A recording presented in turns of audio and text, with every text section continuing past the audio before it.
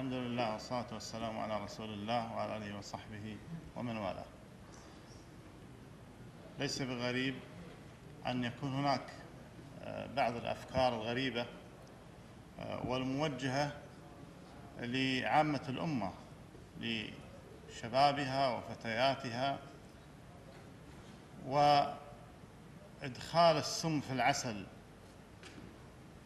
ومحاولة إظهارها بمؤتمرات يحاول أن تضفى عليها الشرعية بشخصيات إسلامية.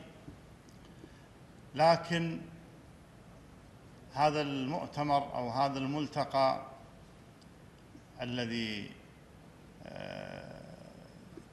تردد أكثر من مرة، وحصل أن أدخلت مثل هذه الأفكار الغريبة على مثل هذا المؤتمر، يطالعنا في هذه الأيام مؤتمر تحت مسمى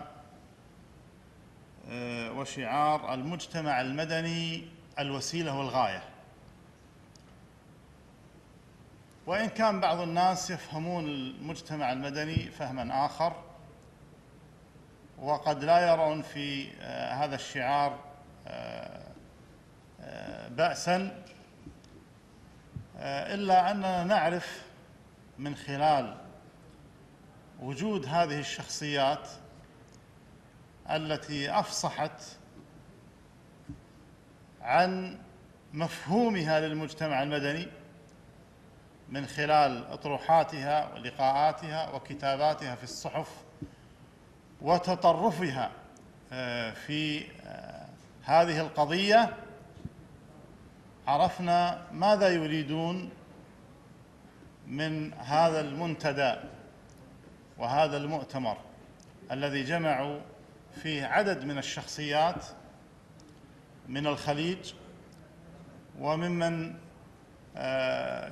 يثيرون في الحقيقة الفتن حتى في بلادهم، وبعضهم ممنوعين من دخول بعض البلاد الخليجية، وتاريخ بعضهم واضح في إثارتهم لهذه النعرات سواء الطائفية أو الفتن التي يريدون أن يدخلونها على عقيدة الأمة وعلى مفهومها للشريعة وعلى مفهوم الأمة لتطبيق الشريعة. وهذا يدل دلالة واضحة من هذا العنوان الذي جعلوا أنه هو الوسيلة وهو الغاية ولا غاية سواه. وهذا المنطلق يخالف المنطلق الشرعي، فالغاية ليست هي المجتمع المدني فقط، والغاية هي تطبيق شرع الله في أرضه. والغاية من خلق الإنسان هي توحيد الله عز وجل وعبادته وإقامة دينه وشرعه وابتغاء مرضاته. لذلك قال الله عز وجل: وما خلقت الجن والإنس إلا ليعبدون. فهي غاية الغايات وحكمة الخالق سبحانه وتعالى من خلق الإنسان أن يكون عبدا لله، لا أن يكون له غاية غير هذه الغاية، أو أن تكون هناك غايات هي أعظم وأعلى وأسمى من شرع الله عز وجل. ولذلك هذا ما نادى به هؤلاء المجتمعون قبل أن يجتمعوا في هذا المؤتمر والملتقى من خلال كتاباتهم في الصحف أو لقاءاتهم في القنوات ووسائل الإعلام. وقد جمع الإخوة مجموعة من هذه المقالات ومن هذه الأطروحات التي تدل دلالة واضحة على الأفكار التي يحملها هؤلاء. وما هو أخطر من ذلك أنهم جمعوا في هذا الفندق المزمع انعقاد هذا الملتقى فيه، جمعوا عدد من الشبان ومن الفتيات ليقيموا إقامة في هذا الفندق. لا أدري كم مدة هذا الملتقى، لكنه عدد من الأيام، ويكون هؤلاء الشباب الذين اجتمعوا بعضهم من الكويت وبعضهم من خارج الكويت في هذا الملتقى.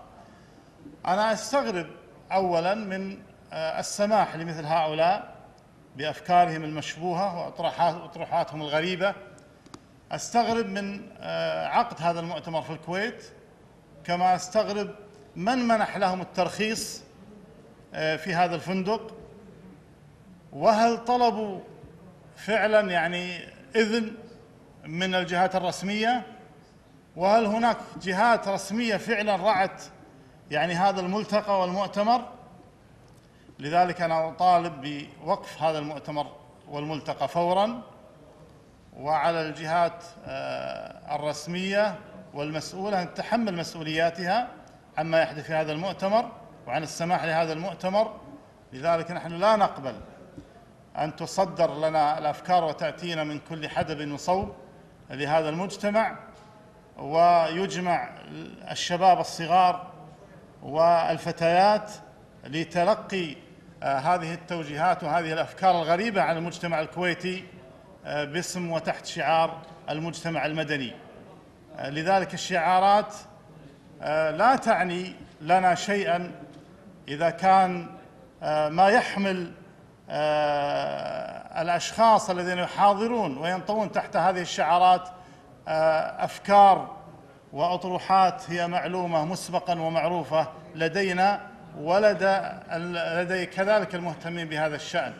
لذلك أنا أطالب وزارة الداخلية والجهات المعنية بوقف هذا المؤتمر، وأنها مسؤولية تامة عن إقامة هذا المؤتمر. وشكرا.